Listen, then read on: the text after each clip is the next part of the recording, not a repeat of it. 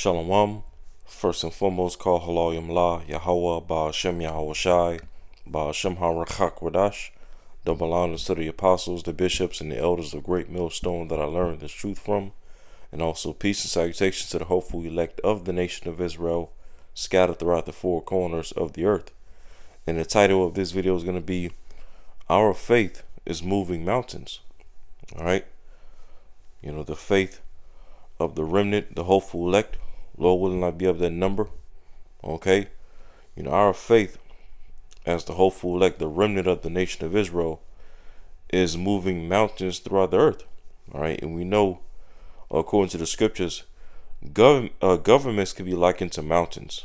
Okay? Because at the top of a actual literal mountain, right, is known as what? A summit. Okay? And governments, right, of different nations can be likened to summits, right? You know, these different governments throughout the earth, they have what they call summit meetings, okay? You know, yearly or, you know, every other year or whatnot. You know, throughout the scriptures, governments can be likened to mountains, all right? And our faith as the hopeful elect, the remnant of the nation of Israel, is moving the mountains or the governments of the earth in these latter days, okay? Because when you look throughout the earth, all right, all this strife and tension that you see between nations, okay, that you see between, you know, America and their NATO and EU allies, okay, America versus the BRICS nations led by Russia, all right, along with nations such as China and Iran, especially North Korea, and so on and so forth. All right, all these things are results of Bible prophecy taking place in these latter days. Okay? And of course, Yahweh Shema Shai has caused, you know, Bible prophecy to come to pass more and more in these latter days by first and foremost, you know, putting his words of prophecy into the mouth of his hopeful elect, the remnant. Okay, starting with the apostles, the bishops, and the elders of Great Millstone, right? As well as the men that labor before them, going back to our forefather Abba Bivens, all right?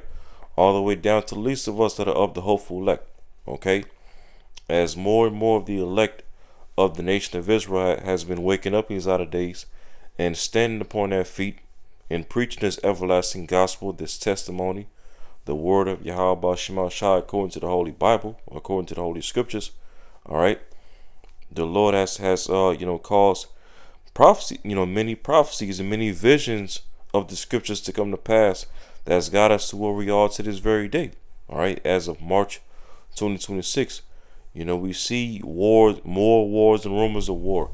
We see the least of the flock, all right, the small hats, okay, has drawn Babylon the Great out into the so-called Middle East, into war with Iran, all right.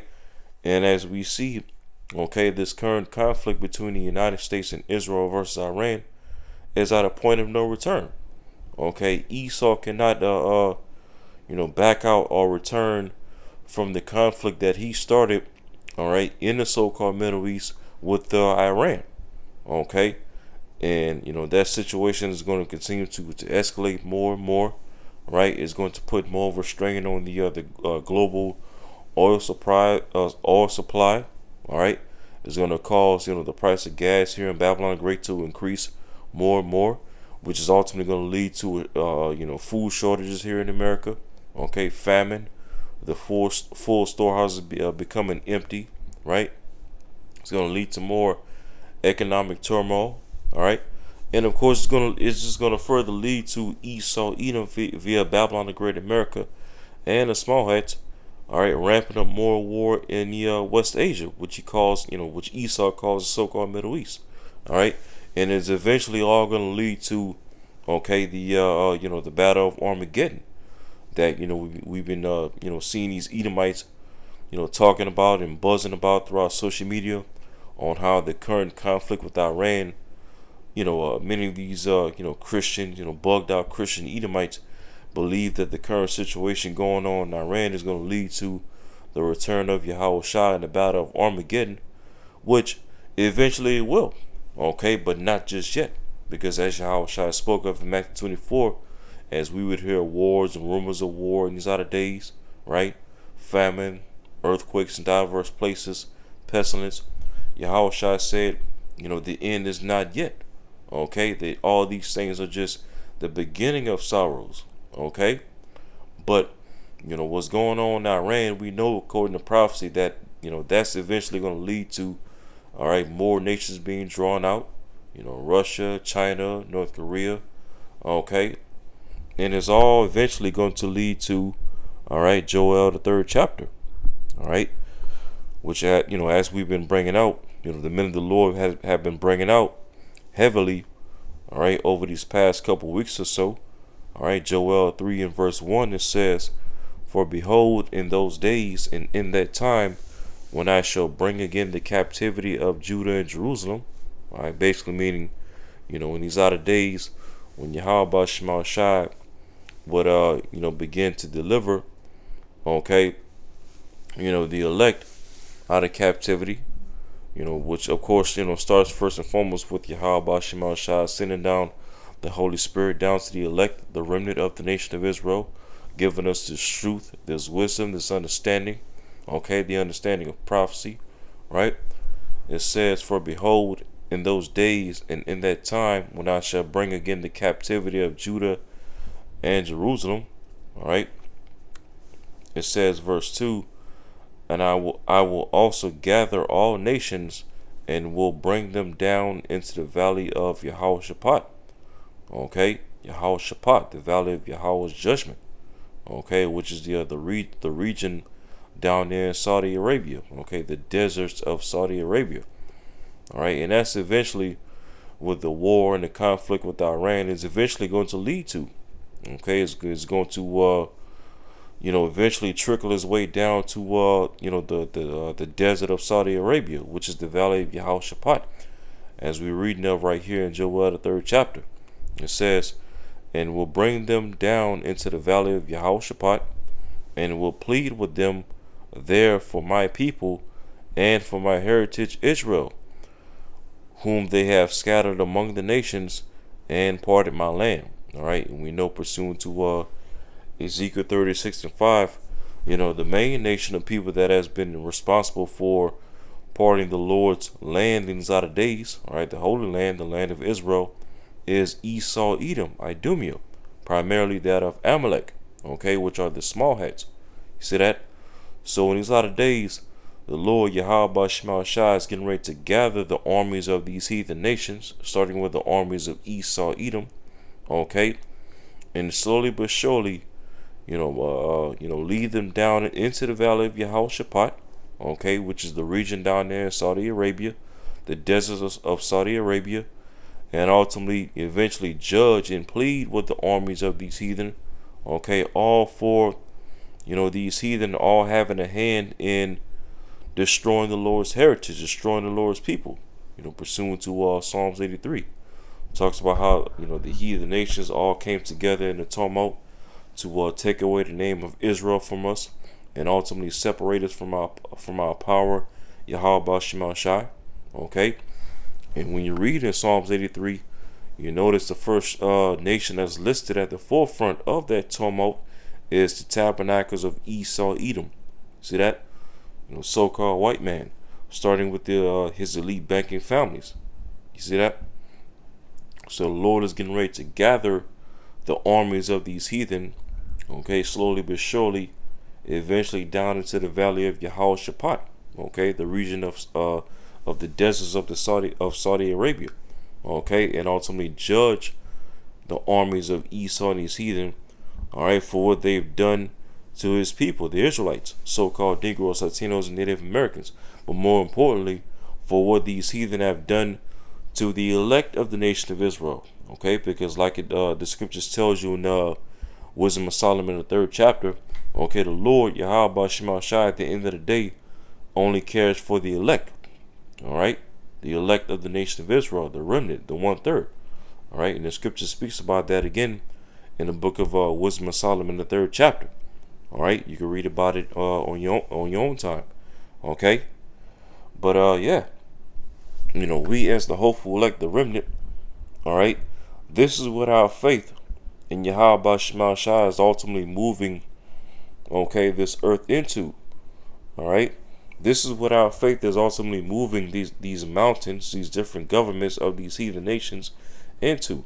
All right, our faith is moving the governments of Esau, Edom, the small hats. All right, Moab and Ammon and Ishmael and Ham and all these other different nations. Eventually, our faith is eventually going to move them down to the valley of Jehoshaphat in World War III. Okay, for them to all be judged all at the same time by the Most High Yahweh through His right hand Yahweh Shai. Okay, and when you go into Second Ezra, the 13th chapter in the Apocrypha, it gives you more insight on how Yahweh Shai is going to judge the armies of these heathen nations in the valley of Jehoshaphat. Okay, it talks about how He's going to lift up neither sword nor weapon of war. Okay, but ultimately what? Only destroy them. Okay, with the blast of the chariot. When you're reading in Second Ezra, the 13th chapter. All right. But again, this is what our faith as the hopeful elect, right? To stand upon our feet inside of days, in boldness, in the Holy Spirit and power of Yahweh Shema Shai, preaching and prophesying this, this gospel, the word of Yahweh Shema Shai, this testimony. Okay, our faith has led to everything that we see going on the earth as thus far, according to Bible prophecy, and is eventually going to lead to what we're reading right here in Joel, the 3rd chapter. Right, the Lord gathering the armies of the heathen nations in the valley of Jehoshaphat and judge them. Okay, all for the sake of His elect. Okay, all for the victory of His elect, the 1/3 of the nation of Israel. Lord will not be of that number. Okay. We also get this. Matter of fact, let's go back to Matthew 17.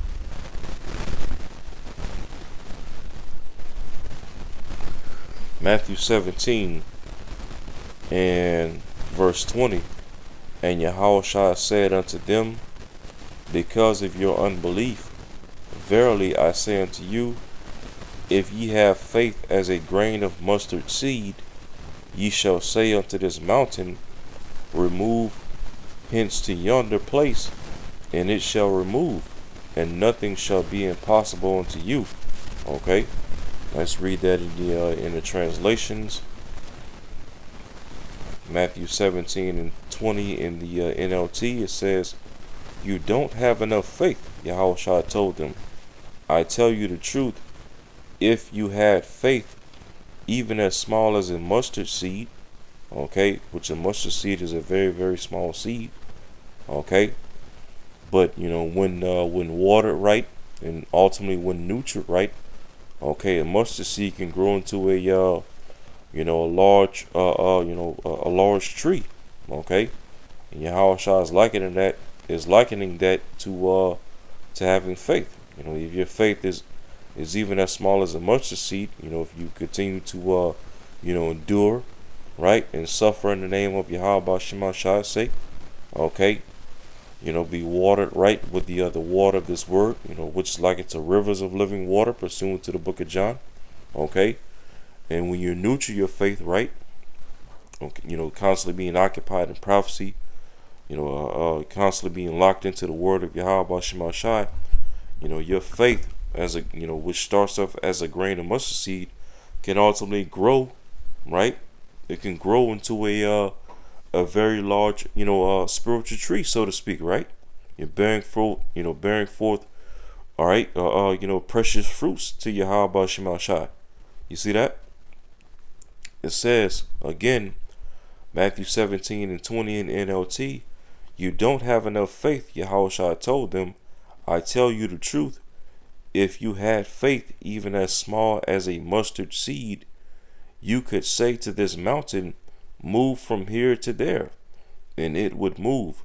Nothing would be impossible. You see that? And that spiritually would we, the men of the Lord, starting with the apostles, the bishops, and the elders of Great Millstone, as well as the men that labor before them, all right, all the way down to the least of us that are of the hopeful elect. That's exactly what we're saying in preaching and prophesying, concerning these these governments of Esau, Edom, and these heathen nations. Through our faith and through us staying upon our feet and prophesying, we're literally telling, what the governments of these heathen nations are going to do in the near future before they do it. Hey, for the longest, the apostles and the bishops and the elders of Great Millstone have been prophesying that, when America, via being led by the small hats, would eventually go into, the so-called Middle East, which is really West Asia, and wage war against Iran, that pretty much a war with Iran would pretty much strike, or rather, accelerate the downfall of America, Babylon the Great. And it would eventually get Russia involved into the war to back Iran, China, and lo and behold, as of March 2026, we see that going on. We see the U.S., via being led by the small hats, waging war with Iran. And it's lot, and mind you, is not, looking good for Babylon the Great America. As Iran, as of this far, has shown that it's able to, hold its own against America. Right? And ultimately, that the whole conflict between the U.S. and Iran is ultimately backfiring against America. It's it's bringing down America's credibility. All right, it's making America look more and more bad. In the face of their allies throughout the so-called Middle East. Right, Saudi Arabia, the UAE, Dubai, Iraq, Kuwait. Right, Bahrain. And on top of that, the war with Iran is also hurting the dollar. It's also causing the oil and gas price here in America to increase. All right, people are paying more at the pump, and eventually, as this war continues to linger, is eventually going to lead to famine here in America. You see that? And these are the things, all right, what we see going on, all right, in the so-called Middle East between the United States, Babylon the Great, the small hats, and Iran, right? Hey, these things, before they actually came, started coming to pass, these things have been prophesied and spoken about, by the men of the Lord, Yahweh Shemashai, before these things actually started to come to pass. From the apostles and the bishops and the elders of Great Millstone that I learned the truth from. You see that? And, this is just one example amongst, many examples of how, the faith of the elect, starting with the men of the Lord, right, is moving these mountains / government structures of the earth eventually into war. They're moving to the tune of prophecy. Moving to the tune of the will of Yahweh Shema Shai. You see that in its perfection. Matthew 17 and 20 in the AMP, it says, he answered, because of your little faith, all right, your lack of trust and confidence in the power of Yahweh Shema Shai. For I assure you and most solemnly say to you, if you have living faith the size of a mustard seed, and I like how this is worded right here. All right, it says again, if you have living faith the size of a mustard seed. See that? Because that's another thing that makes the faith of the hopeful elect, the remnant, so powerful in the earth and latter days. We have living faith. Because ultimately, what is living faith? Faith that's backed up by works. You see that? Just as the Apostle James spoke about in the book of James, 2nd chapter. He spoke about faith with works. In order for your faith to be living faith, as it just said in the AMP right here, it has to be faith backed up by works. Because if something is working or operating right, then it means what? It's living. It's moving, right? It's doing things. It's it's working. It's living. You see that? Because on the other hand, if you have faith without works, as the Apostle James spoke about in James 2nd chapter, then that means what? Your faith is dead. You see that? You have dead faith. Okay, and that's not what the elect have in these latter days. We, the hopeful elect, the remnant, Lord will not be of the number. We have living faith. Okay, because our faith is backed up by our works. Okay, our faith is backed up by, all right, staying upon our watch day and night. Giving Yahweh Shema Shai no rest, as it speaks of in Isaiah 62, until what? Until ultimately Yahweh Shema Shai make Jerusalem, okay, the elect, the tabernacle of David under Yahweh Shai, upraised in the earth via the kingdom of heaven. You see that? And also as well, another part of our faith being likened to living faith is, it's causing things throughout the earth to move, okay, to operate according to the will of Yahweh Shema Shai via prophecy, okay, and is ultimately again causing these different mountains, or aka these government structures of the earth, right, of these different heathen nations, into war, ultimately, eventually in the valley of Yehoshaphat. Okay, so we, the hopeful elect, we have living faith. Okay, faith that's backed up by works. All right, so it says again, Matthew 17:20 in the AMP says, he answered, because of your little faith, your lack of trust and confidence in the power of Yahweh Shema Shai, for I assure you and most solemnly say to you, if you have living faith the size of a mustard seed, you will say to this mountain, move from here to there. And if it is the Most High Yahweh's will, it will move. You see that? And it is most certainly the will of Yahweh Shema Shai for these different government structures, like into mountains, right, to move, okay, into war, all right, and eventually to the valley of Yehoshaphat, okay, to ultimately be judged by Yahweh Shema Shai. You see that? And it says, and nothing will be impossible for you. See that?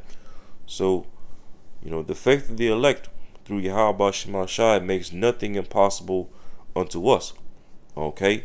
Victory over Esau, Edom, victory over Babylon the Great, victory over this beast system, all right, America, NATO, and the EU, victory over the image of this system, okay, and most certainly victory over the mark of the beast. You see that?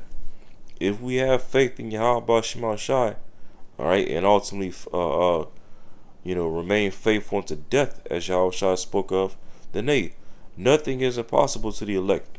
Okay, nothing can stop the elect from getting the victory, nor can anything separate the elect from the love of Yahweh Shema Shai, all right, through our faith.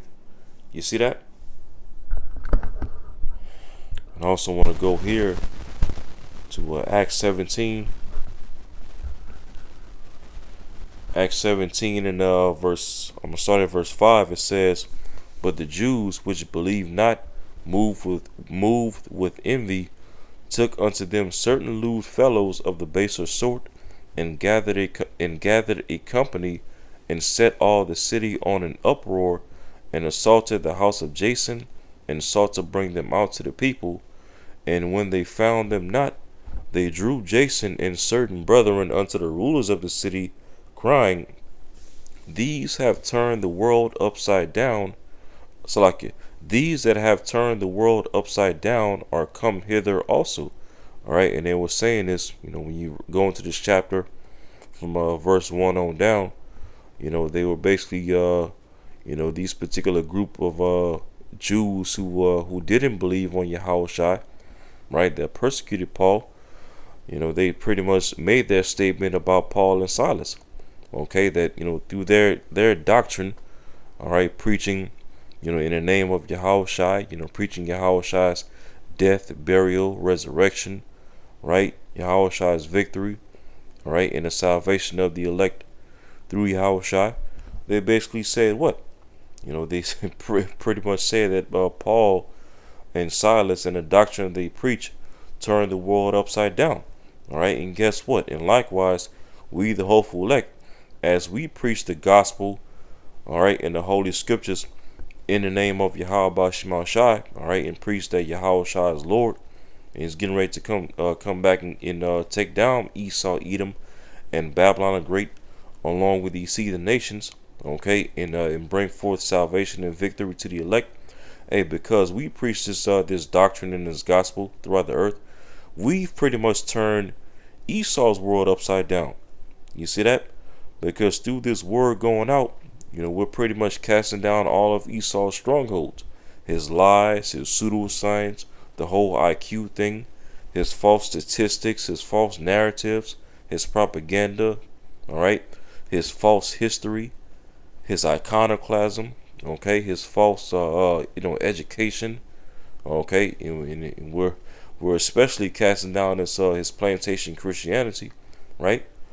So through this gospel that we, the hopeful elect, preaching these latter days in the name of Yahweh Shemashai, we're turning Esau's world upside down, all right, along with the rest of these heathen nations, okay, because this gospel, all right, this gospel and this faith that we execute throughout the four corners of the earth is, again, literally moving mountains, okay, these different governments, all right, of these heathen nations, okay, and we're turning their world upside down, okay. We're literally, through the spirit and power of Yahweh Shemashai, speaking the end of the times of the Gentiles, okay. Matter of fact, because even as Yahweh said in Matthew 24 and verse 14, Yahweh is speaking, he says, "And this gospel of the kingdom shall be preached in all the world for a witness unto all nations." Okay, a witness, when you go into it in the Greek,